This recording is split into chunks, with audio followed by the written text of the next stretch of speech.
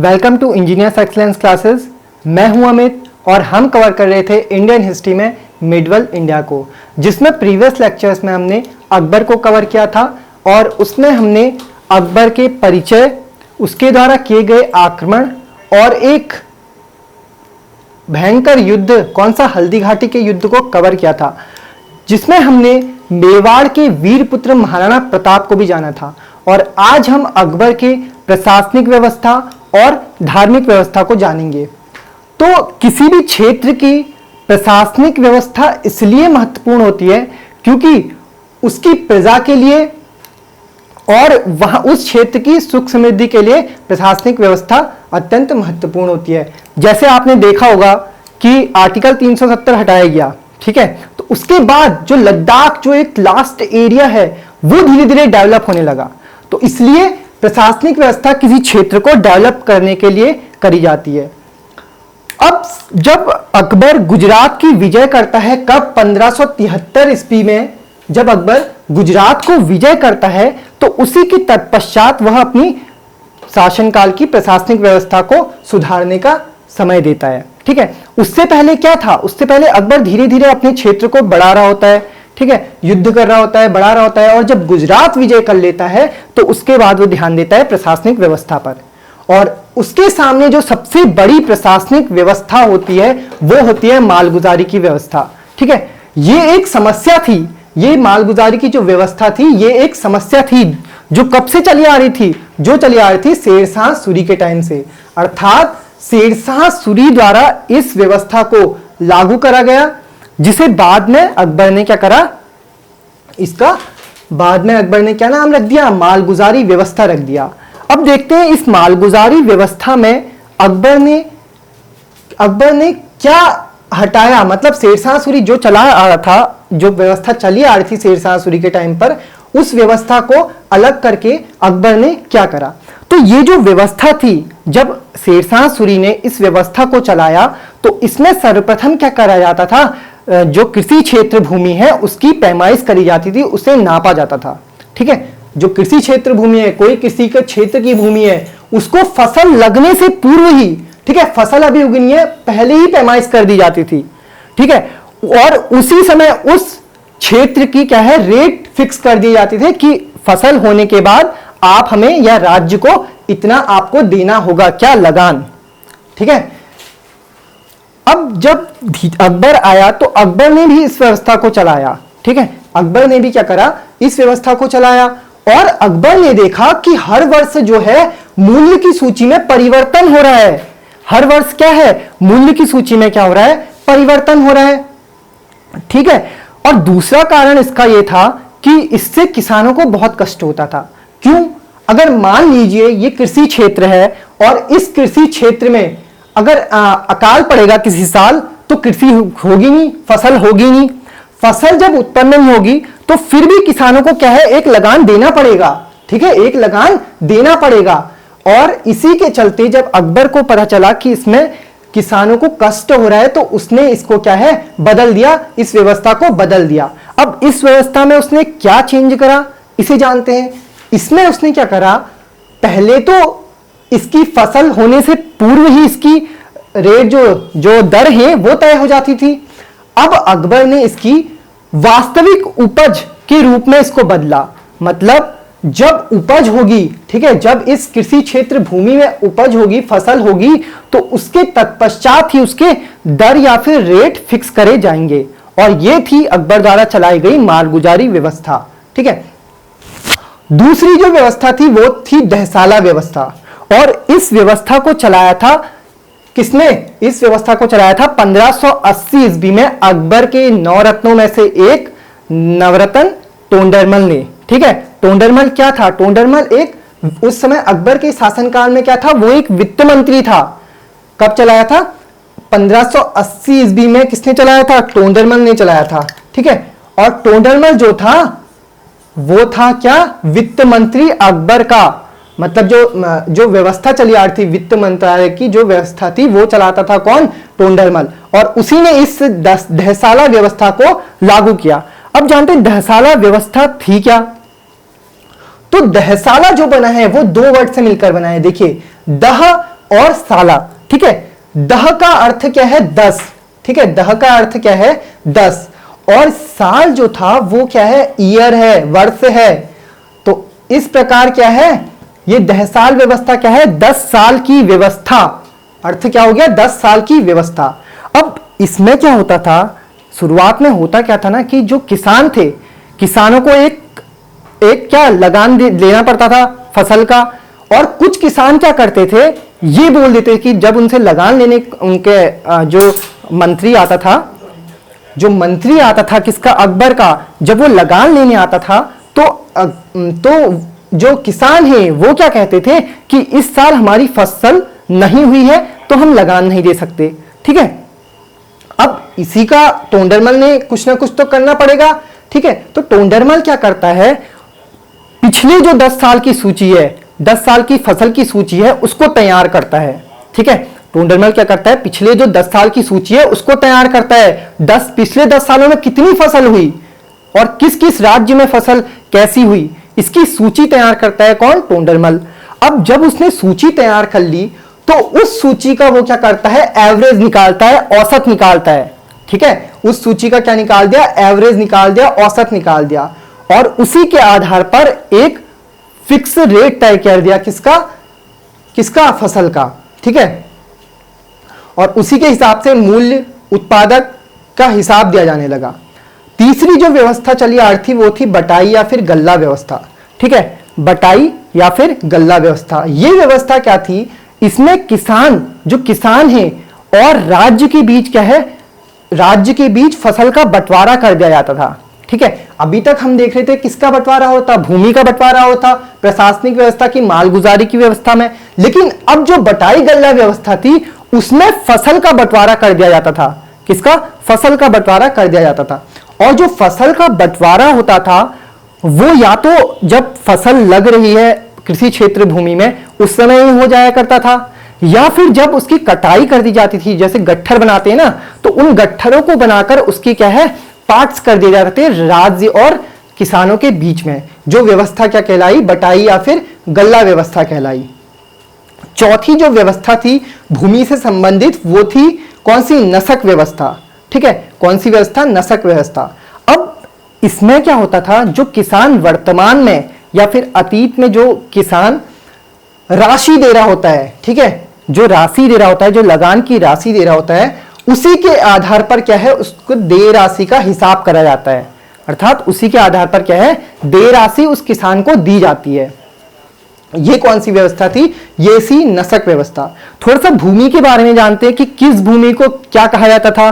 ठीक है, जो बंजर होती थी उस भूमि को क्या कहा जाता था, या तो सबसे पहले जानते हैं पोलज। ठीक है, अब एक ऐसी भूमि जहां हर वर्ष जुताई करी जाए और उसमें फसल हो, उस भूमि को क्या कहा जाता था, पोलज कहा जाता था। ठीक है, क्या कहा जाता था, पोलज कहा जाता था। दूसरी जो भूमि थी वो कहलाती थी पड़ती। ठीक है, पड़ती भूमि वो भूमि होती थी जिसमें पहले साल तो अच्छी फसल हुई लेकिन दूसरी साल उस भूमि में फसल नहीं होगी, और वो भूमि कहलाती थी क्या, पोलज। ठीक है, तीसरी जहां 2 या 3 साल से किसी भी प्रकार की फसल उत्पन्न नहीं होती थी वो क्या कहलाती थी, वो कहलाती थी चाचड़। क्या कहलाती थी, चाचड़ कहलाती थी। और बंजर, ठीक है, बंजर जो जमीन है वो क्या कहलाती थी, 2 या 3 साल से ज्यादा तक जिस भूमि में खेती नहीं होती थी, जिस भूमि में फसल नहीं होती थी, उसको कहा जाता था बंजर भूमि। ठीक है, तो 4 भूमियां होती, 4 भूमि के प्रकार थे, पोलज, पड़ती, चाचड़ और बंजर। ठीक है, अब नेक्स्ट बात करते हैं इसके धार्मिक व्यवस्था की। किसकी, धार्मिक व्यवस्था की। अकबर की जो धार्मिक व्यवस्था है उसे 3 चरणों में विभाजित किया जाता है। ठीक है, 3 चरणों में विभाजित किया जाता है। कौन कौन सी चरण है, ईयरली वाइज इसको विभाजित कराया इतिहासकारों ने। तो जो प्रथम चरण जो था वो था 1562 से 1575 तक। ठीक है, 1562 से 1575 तक का जो समय था वो कौन सा चरण कहलाता था, प्रथम चरण कहलाता था अकबर की धार्मिक व्यवस्था का। अब 1575 से लगभग 1580 तक का जो समय था वो इसका दूसरा चरण कहलाता था। ठीक है, और तीसरा चरण जो था वो 1580 से 1582 तक का था। ठीक है। 1580 से 1582 तक का जो समय था वो क्या कहलाता था, तीसरा चरण कहलाता था। तो 3 चरणों की बात हुई, 1562 से 1575, 1575 से 1580, 1580 से 1582। बात करते हैं प्रथम चरण की। तो प्रथम चरण 1562 से 1575 तक का समय था और इस चरण में 1562 ईस्वी में अकबर ने दास प्रथा का अंत करा था। ठीक है, वही दास प्रथा, कौन सी, गुलाम वंश की दास प्रथा, जिससे गुलाम वंश का उदय हुआ। और इस दास प्रथा में अकबर ने क्या कहा, अकबर ने कहा कि कोई गुलाम न खरीदा जा सकता है, न उस गुलाम को बेचा जा सकता है और न ही उसे अपने शासनकाल में गुलाम बनाकर रखा जा सकता है। तो वो व्यवस्था यहां पर समाप्त हो गई थी, दास प्रथा। इसी के बाद 1562 के 100 साल बाद जब औरंगजेब आता है, ठीक है, जब औरंगजेब आता है 100 साल बाद, तो वो दोबारा इस प्रथा को लागू कर देता है। 100 साल बाद जब औरंगजेब आता है तो वो इस प्रथा को दोबारा लागू कर देता है। 1562 में ही अकबर ने पंजाब में हो रही गौ हत्या पर रोक लगा दी। ठीक है, उस समय क्या था, पंजाब में मुगलों का राज चल रहा था। ठीक है, मुगल की इतनी अधिकता हो गई थी पंजाब में कि वहां लगभग क्या है, गौ हत्याएं होने लगी थी। 20 से 40 हजार गौ हत्याएं होने लगी थी पंजाब में। तो इसी को देखते हुए अकबर ने विद्रोह न हो, हिंदुओं के विद्रोह न हो, इसलिए क्या करा, गौ हत्या को क्या कर दिया, गौ हत्या पर रोक लगा दी 1562 ईस्वी में। ठीक है, नेक्स्ट 1563 ईस्वी तक आते आते उसने तीर्थ यात्रा कर पर भी रोक लगा दी। क्या करा, तीर्थ यात्रा कर पर भी रोक लगा दी। अब जब अकबर अपने शासनकाल में इस तीर्थ यात्रा कर पर रोक लगा रहा था और विचार विमर्श कर रहा था, तो जो उसके मंत्रिमंडल थे, जो 9 रत्न थे, उनमें क्या था, एक विचार करा गया। ठीक है, पहले क्या होता है, विचार होता है ना, कोई भी सभा चलती है और कोई भी निर्णय लिया जाता है तो जो मंत्री होते हैं, जो विद्वान होते हैं, उनसे क्या करा जाता है, विचार विमर्श करा जाता है। और वो क्या कर रहा था, विचार विमर्श कर रहा था। और विचार विमर्श में मंत्रियों ने क्या क्या रखा, अपने प्रस्ताव क्या रखा कि अगर हम तीर्थ यात्रा कर पर रोक लगा देंगे, ठीक है, तीर्थ यात्रा कर पर रोक लगा देंगे, तो जो खजाना है, जो शासन का खजाना है, वो क्या होगा, खाली हो जाएगा। तो इस पर अकबर ने क्या कहा, अकबर का कहना था कि ये जो खजाना है वो जनता के लिए ही है। तो इस प्रकार क्या था, अकबर महान कहलाता है। जो खजाना है वो किसका है, जनता का ही है। और उसने तीर्थ यात्रा कर पर तुरंत रोक लगाने का आदेश दे दिया। 1564 ईस्वी में क्या था, जजिया कर पर रोक लगा दी थी। ठीक है, वही जजिया कर जो नॉन मुस्लिम्स के द्वारा दिया जाता था, मतलब हिंदू, पारसी और ईसाई जो थे उनके द्वारा जो दिया जाने वाला कर था वो क्या था, जजिया कर था, जिस पर 1564 ईस्वी में अकबर ने रोक लगा दी। अब बात करते हैं 1575 की, मतलब दूसरे चरण की। तो दूसरे चरण में इसने इबादत खाने का निर्माण कराया। ठीक है, इबादत खाने का निर्माण कराया। 1575 ईस्वी में अकबर ने क्या करा, फतेहपुर सीकरी में एक इबादत खाने का निर्माण कराया। और इबादत खाने का अर्थ क्या था, इबादत खाने का अर्थ होता है पूजा का स्थान। ठीक है, क्या होता है, पूजा का स्थान। लेकिन अकबर द्वारा बनाया गया जो इबादत खाना था, वहां पूजा ना होकर धर्म के लिए, ठीक है, धर्म के लिए वाद विवाद चलता था। अकबर क्या था, अकबर को धर्म में बड़ा इंटरेस्ट रहता था। वो क्या था, अपने धर्म को या फिर किसी और धर्म को क्या है, जानने के प्रति उत्साहित रहता था। और उसने इस इबादत खाने में क्या कराई, सभा चलवाई। ठीक है, कि हमारा धर्म क्या है, मुस्लिम धर्म क्या है, उसको जानने के लिए क्या कराया, इबादत खाने का निर्माण कराया। जिसमें सर्वप्रथम बृहस्पतिवार को क्या होता था, मुस्लिम समुदाय के लोग आते थे, विद्वान आते थे और एक वाद विवाद करे जाती थी, जिससे धर्म को जाना जा सके। अब 1577 तक आते आते यह जो इबादत खाना था वो हर किसी धर्म के लिए खोल दिया गया। ठीक है, पहले सिर्फ अपने धर्म का ज्ञान ले रहा है अकबर, अब क्या कर रहा है, सभी धर्मों के ज्ञान लेने के लिए, सभी धर्मों के लिए उस इबादत खाने को खोल रहा है। और उसने 1577 में सभी धर्मों के लिए इबादत खाना खोल दिया। ठीक है, अब वहां सभी धर्मों के बारे में बताया जाने लगा। तो उनमें से जो महत्वपूर्ण विद्वान उस सभा में भाग लेते थे उनको जानते हैं। तो जो सबसे महत्वपूर्ण विद्वान था मुस्लिम धर्म का अबुल फजल। कौन था, मुस्लिम धर्म का अबुल फजल। जो क्या था, स्वयं अकबर के 9 रत्नों में से एक था। अब जैन धर्म के लिए भी खुला था। तो जैन धर्म में कौन थे, हरविजय सूरी थे और जिनचंद्र सूरी थे। कौन थे, हरविजय सूरी और जिनचंद सूरी। अब हरविजय सूरी को अकबर ने एक उपाधि से सम्मानित किया था, वो थी जगत गुरु की उपाधि। किसकी उपाधि, जगत गुरु की उपाधि। तो क्वेश्चन बनता है कि जगत गुरु की उपाधि से सम्मानित होने वाले, ठीक है, सम्मानित होने वाला विद्वान कौन था। तो जगत गुरु की उपाधि से जो सम्मानित हुए थे वो थे हरविजय सूरी, और जिनचंद सूरी को इन्होंने युग प्रधान की उपाधि से सम्मानित करा था। किसकी उपाधि से, युग प्रधान की उपाधि से सम्मानित करा था। पारसी विद्वान की बात करूं तो पारसी विद्वान में 2 विद्वान मेहर जी और दस्तूर जी प्रमुख थे, और एकाबीबा जो थे वो ईसाई धर्म से संबंधित थे। अब अकबर जो था वो क्या था, सुलेह कुल की नीति अपनाने वाला प्रथम शासक कहा जाता था। ठीक है, सुलेह कुल की नीति अपनाने वाला प्रथम शासक कहा जाता था। क्यों कहा जाता था, धार्मिक सहिष्णुता के कारण। धार्मिक सहिष्णुता क्या मतलब कि अकबर सभी धर्मों में एक समान अधिकार दिए थे, सभी धर्मों में एक समान न्याय था। इस वजह से इसे क्या कहा गया, सुलेह कुल की नीति अपनाने वाला प्रथम शासक कहा गया। ठीक है, इसने पारसी परंपराओं पर भी जोर दिया, और वो पारसी परंपरा थी झरोखा दर्शन और तुलादान। ठीक है, 2 पारसी परंपराएं चलाई, झरोखा दर्शन और तुलादान। दूसरी बात करते हैं अकबर के जो समकालीन सिख गुरु से। ठीक है, अकबर के जो समकालीन सिख गुरु थे वो थे अमरदास और रामदास। ठीक है, अमरदास और रामदास क्या थे, इसके समकालीन सिख गुरु थे, जिनको अकबर ने 500 बीघा की जमीन प्रदान की थी, दान करी थी। ठीक है, और आज उसी जमीन पर अमृतसर और स्वर्ण मंदिर स्थित है। तो स्वर्ण मंदिर और अमृतसर की जो जमीन दी थी वो दी थी किसने, अकबर ने, किसे, अमरदास और रामदास को। ठीक है, जिन्होंने बाद में वहां स्वर्ण मंदिर का निर्माण कराया। अब अकबर को एक अमीर उल मोमिनीन की उपाधि से भी सम्मानित किया गया। ठीक है, 15 हुआ क्या, ठीक है, इसने क्या करा, एक मजहर की घोषणा करी। ठीक है, मजहर की क्या करी, घोषणा करी।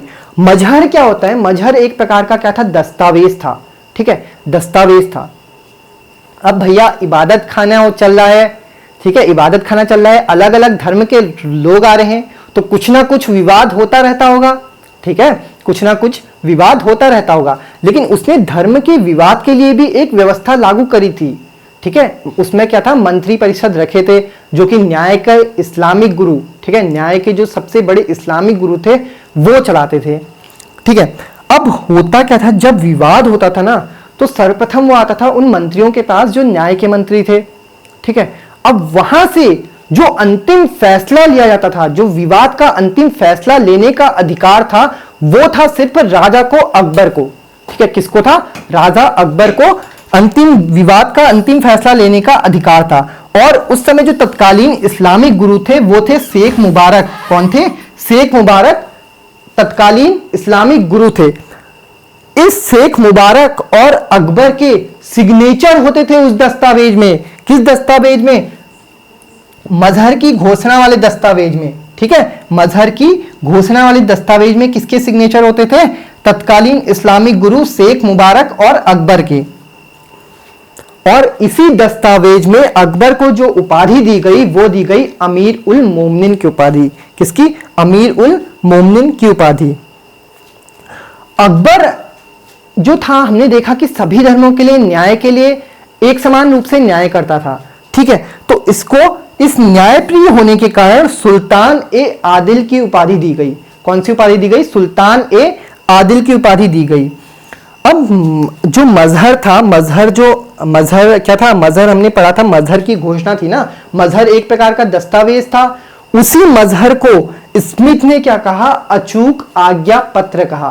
क्या कहा, अचूक आज्ञा पत्र कहा। अकबर धर्म से धार्मिक की बात करूं तो अकबर ने महाभारत, हिंदुओं का महाकाव्य महाभारत का फारसी में अनुवाद कराया। ठीक है, फारसी में अनुवाद कराया, जिसका नाम क्या बोला गया, रज्मनामा। क्या नाम बोला गया, रज्मनामा नाम दिया गया। किसको, महाभारत को फारसी में अनुवाद को, ठीक है। और 1605 ईस्वी में क्या हो जाती है, अकबर की मृत्यु हो जाती है, ठीक है। नेक्स्ट, तो आज के लिए इतना ही। नेक्स्ट लेक्चर में हम अकबर के पुत्र सलीम को पढ़ेंगे और उसके विद्रोह को जानेंगे, ठीक है। तो अगर आपको हमारी वीडियो पसंद आई हो तो please like, share and subscribe. अगर आपको हमारे आज की वीडियो के नोट्स चाहिए हो तो आप हमारे टेलीग्राम ग्रुप से जुड़ सकते हैं। टेलीग्राम ग्रुप का लिंक डिस्क्रिप्शन में दे दिया गया है। Thank you.